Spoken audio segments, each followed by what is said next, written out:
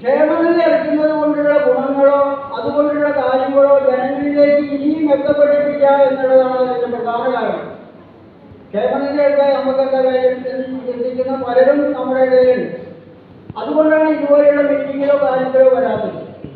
എന്നാൽ ഇപ്പോൾ ഇവിടെ നമുക്ക് രാഷ്ട്രീയക്കാരുടെ ഒരു മീറ്റിംഗാണ് നടക്കുന്നത്, ഒരു തൊഴിലുറപ്പിൻ്റെ മീറ്റിംഗാണ് നടക്കുന്നതെങ്കിൽ ഇവിടെ നടന്നു കഴിഞ്ഞ് ജനമുണ്ടാവും. എന്താ പറയുന്നത്?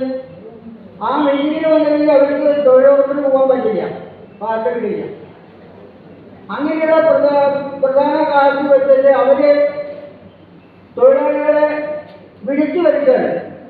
നമ്മളാണ് അത് ചെയ്യുന്നില്ല.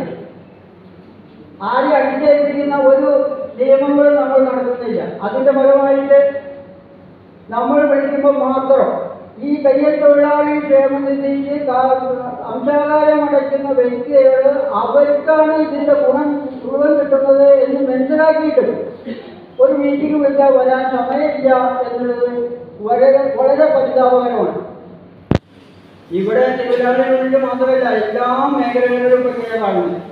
അപ്പോൾ എന്തെന്നാല് നമുക്ക് ശേഷം വന്ന പല സംഘടനകളും മീറ്റിങ്ങിൽ വരാത്തവർക്ക് ഇപ്പോൾ ഫൈൻ ഏർപ്പെടുത്തിയിരിക്കുകയാണ്. ഫൈനാണ്.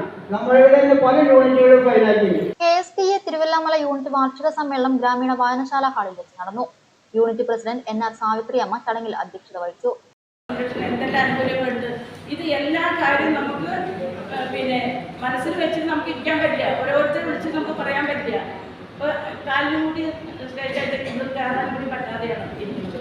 അപ്പോൾ അവർ കാര്യങ്ങൾ മനസ്സിലാക്കി നിങ്ങൾ ഇതിൻ്റെ ഉള്ളിൽ ചേരുന്ന ആൾക്കാർ പ്രത്യേകമായിട്ട് അത് പ്രത്യേകം ശ്രദ്ധിക്കണമെന്നാണ് എനിക്ക് പറയാനുള്ളത്. അപ്പോഴാണ് നമുക്ക് എന്തെല്ലാം അനുകൂലങ്ങളെന്ന് നമുക്ക് മുഴുവൻ ആൾക്കാർക്ക് അറിയില്ല.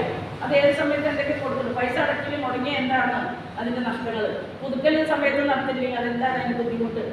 അങ്ങനെ സമ്മേളനത്തിൽ യൂണിറ്റ് സെക്രട്ടറി KC മുരുകേഷ് പ്രവർത്തന റിപ്പോർട്ടും ഖജാൻജി P രാജകുമാരൻ വരവ് ചെലവ് കണക്കുകളും അവതരിപ്പിച്ചു.